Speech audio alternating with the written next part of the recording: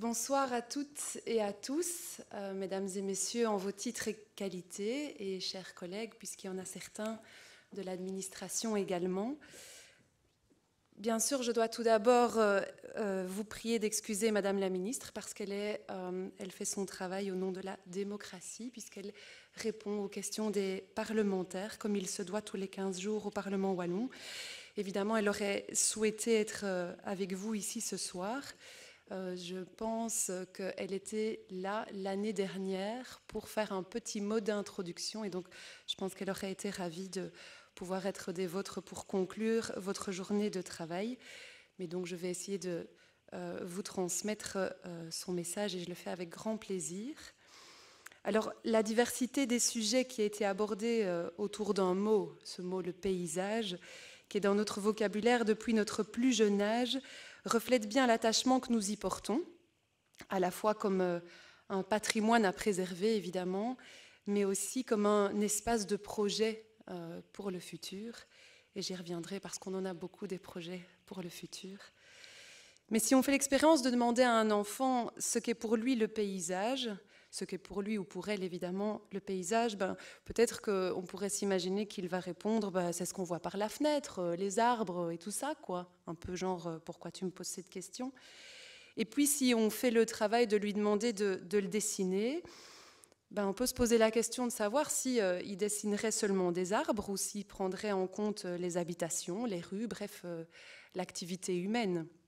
Et pourtant, c'est vrai que la diversité des paysages de Wallonie, elle est bien en lien avec la diversité de ses habitants qui l'habitent et de leurs pratiques, ce que vous avez largement décrit.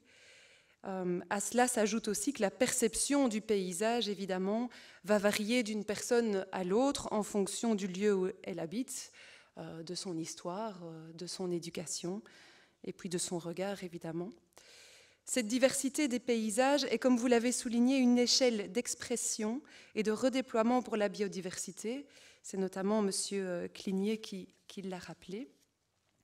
Et néanmoins, comme le pointait entre autres M. Belaïev, le danger existe que les paysages se standardisent. Les territoires s'effacent devant l'homogénéisation de certaines pratiques. Et donc, les programmes que nous menons en faveur de la relocalisation alimentaire, par exemple, s'ancrent vraiment dans une dimension de territoire local qui permettent aussi de reconquérir cette diversité, de la préserver également. Mais on sait aussi combien ce danger existe, notamment quand on doit travailler dans toute la question du paysage, de l'organisation de la vie dans l'après-pétrole. On sait combien ces questions vont être prégnantes, puisque nous abordons dans les jours qui viennent, les jours et semaines qui viennent, cet enjeu climatique au niveau international avec la COP de Glasgow. Et puis, Monsieur Hubert, vous mentionniez aussi l'importance des discussions qui vont commencer et qui ont déjà commencé, en fait, dans ce qu'on appelle les intercabinets autour de la stratégie wallonne pour la politique agricole commune. On sait combien cet enjeu va être essentiel puisque l'agriculture a une influence non négligeable évidemment sur les paysages et qu'elle en fait partie intrinsèquement. Je voudrais rebondir aussi sur les propos de M. Ambroise qui pointait du doigt que si l'on continue sur les principes développés au XXe siècle, basés sur la monofonctionnalité, on aura besoin de l'équivalent de 3 terres pour répondre à nos besoins, terres que nous n'avons pas. Et je pense aussi que quand on pense aux générations suivantes, nous avons le devoir, nous, autorités publiques, de travailler aussi à réduire notre impact sur les paysages, mais sur la terre de manière générale. Alors, Mesdames Sauva et Godard nous donnent déjà aussi quelques pistes, notamment en privilégiant une approche interdisciplinaire des projets, alliant biodiversité et paysage. Et je peux vraiment vous dire qu'aujourd'hui, en tout cas au sein du travail que nous menons en collaboration avec l'administration, nous mettons vraiment de plus en plus l'accent sur la multifonctionnalité, dont la préservation de la biodiversité évidemment, et les services écosystémiques. Et je crois que c'est l'approche, comme je vous disais, que nous avons adoptée dans de nombreux projets et qui, nous l'espérons, auront un profond impact positif sur le paysage. Je vais en citer quelques-uns et je pense que je ne serai pas exhaustive. La question de la végétalisation des espaces urbains, par exemple, avec les trames vertes, les trames bleues, et on sait combien il est urgent de travailler à l'adaptation des territoires, notamment en milieu urbanisé. Le projet Yes We Plant, je sais qu'on en a parlé aussi tout à l'heure, avec cette plantation de haies, de 4000 km de haies et ou 1 million d'arbres, et avec tout l'enthousiasme et la motivation que ça a généré. Le projet des parcs nationaux, et là on entre tout bientôt dans le pré-processus de sélection, puisque le 1er novembre va être crucial. On verra combien de porteurs de projets ont déposé un acte de candidature. Je mentionnerai également aussi les projets Ose le vert, qui sont tout à fait orientés vers ce que Madame Sauva disait. L'éducation, c'est par là qu'il faut commencer.